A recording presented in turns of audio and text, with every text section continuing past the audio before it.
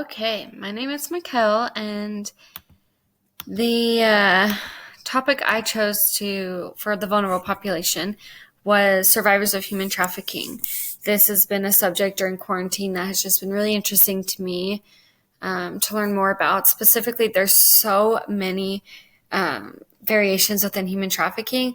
I kind of focused on just sex human trafficking because it is such a broad topic, so a lot of my information deals with that.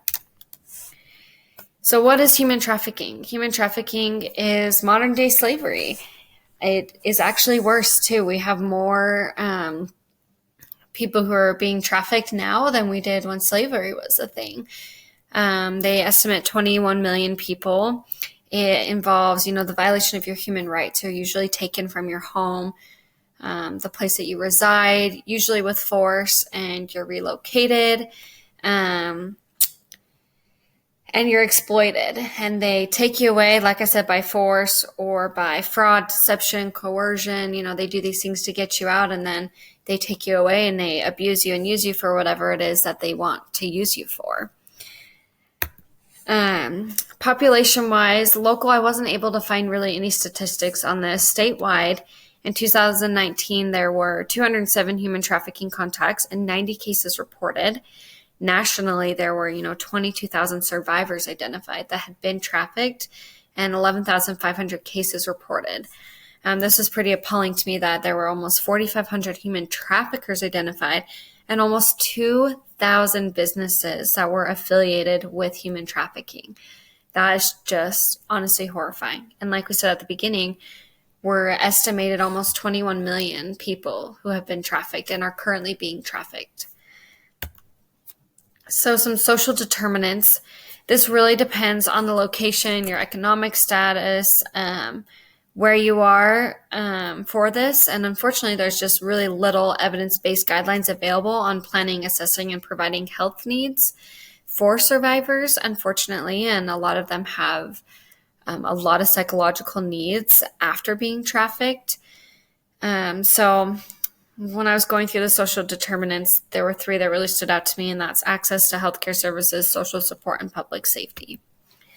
So some specific concerns that you're really worried about with survivors of human trafficking: physical. They could have deformities from abuse, injuries, headache, fatigue, dizziness, back and stomach pain. In one of the articles I read, it talked about abortions. When some of these girls get pregnant, they make them go get an abortion so they can keep using them for sex. Psychological, depression, anxiety, and PTSD from that emotional, physical, and sexual abuse and trauma can be just absolutely detrimental to them. And economic, really, like I said before, there's just so little information on trying to help these people, and a lot of physicians just don't feel like they get trained enough, that they have enough knowledge to help these people, so they weigh heavily on the resources that they do have in order to support these survivors.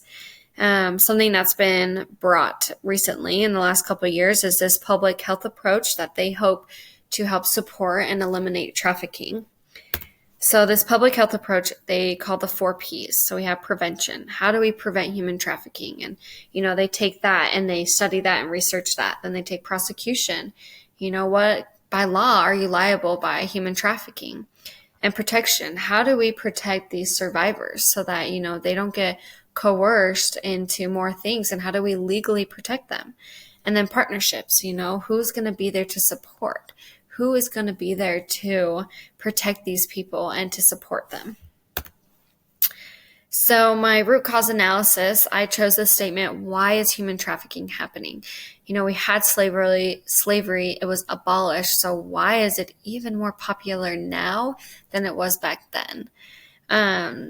Operation Underground Railroad has been a huge resource to me in just gaining more information about this. And they believe there are some 3 main contributing factors to why human trafficking is so popular today. So one of them is Americans are the top consumers of child pornography. America is one of the top hosts of child porn sites, and America is in denial that sex trafficking happens here in U.S. soil. So this first one, it's really unfortunate because not only is America the top consumer, we're the top producer. So we are the people that are giving, this child pornography. Not only are we watching the most, but we are producing the most. We are literally the problem. We are creating it and then watching it. This was super eye-opening that Pornhub reports that the word teen is in the top 10 biggest searches on their pornography site. And that's just truly horrific. The next one is America is the top host of child porn sites. That's pretty sad that, we are supplying the most sites for people to look at. Thankfully, it's decreased to 37%, but that's still quite a large number that us as Americans are providing 37% of the pornography sites. So we are creating this issue. Lastly, many Americans are in denial that sex trafficking happens here. It's estimated that roughly 250,000 children are trafficked on American soil every year. And I think that when we think of human trafficking, we think of, sex slaves and that kind of thing. But that's not always the case. You can be trafficked for many things. And it's not just, they get taken. I was reading a lot of articles that were really quite sad that they were fathers or uncles. There was a woman locally in Payson that the husband actually took the daughter to Mexico and he used her as a sex slave for years. And he would pull her out of school, and it was just, such a horrifying thing. And so I think we need to realize that it's a problem here. It's not a problem in other countries. The biggest issue is in America. Another issue is that a lot of these pornography photographs and videos are, traded through this dark web where it's undiscoverable, it's untraceable. And so unfortunately, it's really hard to get a hold of to stop. Some contributing factors with Maslow's hierarchy of needs. I really had a hard time with this as I looked at, the triangle and read each level. I just thought of a human trafficker and I just thought, I don't think that they really have any of these needs met, realistically speaking. Usually when somebody is trafficked, they're not treated well, they're treated for what they are and then that's it. So I really don't think any of them are met. In some of the articles, I talked about how a lot of them, can start to feel these things again through therapy and effective coping. Some functional levels, it really depends on the situation and age. Operation Underground Railroad really feels that, when they can get those little kids out and they're only 4 or 5 years old, they don't have a good recollection of what's happening to them. They're still going to have some psychological issues, but somebody who's 16 and is trafficked for 10 years, they're going to have a lot of damage because they fully are aware of what's happening to them. So really, it's just situational. A really cool story that I love that I've been reading a lot about is Elizabeth Smart. So she is now an American activist and author. She was taken, I think, when she was 15 from her parents' home from a construction worker that her dad had hired. He was really wealthy, and they took her and they had her for 9 months that she was, raped and told that's what God wanted and was treated really poorly and was threatened. What's amazing is that after she was rescued, she was still able to serve this religious mission, and she was able to trust a man and get married and start a family. And she now travels the world and shares her story. So I think that is a really cool success story of somebody who was, trafficked and abused. So some concerns we have with survivors of human trafficking with communicable diseases.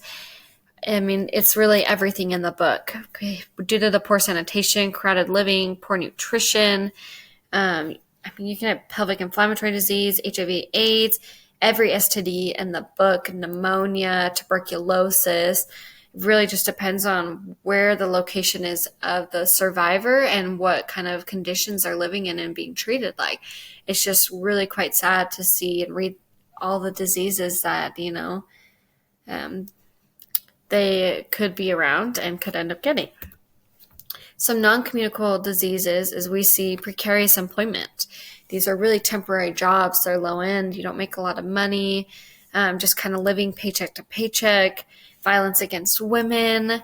Women are not the only ones that are trafficked. Men are also trafficked, so it could be also violence against men. Substance misuse. This is really unfortunate. A lot of these women who are sex trafficked, they're drugged so that, they don't fight the sex or being raped. And then their body becomes hooked on these drugs. And so they can't survive without them. And then a lot of them, when they get out, they don't know how to cope. So they end up turning to drugs because they don't have any other way of coping. It's quite sad. And then we've got marginalization where they, do these stereotypes. They put these people into groups, and it's just another sad thing that they have to deal with. And then they have a lot of legal issues and dealing with the population health. Some self-care, self-harm, and harm to others. As stated before, survivors of human trafficking show a lot of psychological trauma. They have really high rates of depression, anxiety, and PTSD. These can lead to suicidal ideation and self-harm from ineffective coping. A lot of survivors don't trust the gender that took them. They don't trust men. They don't trust women. They have a lot of paranoia, and that can lead to violence. They have a lot of hate built up and a lot of ineffective coping. So unfortunately, they can be a high risk of self-harm to themselves, but also harm to the people around them. And then here's my references.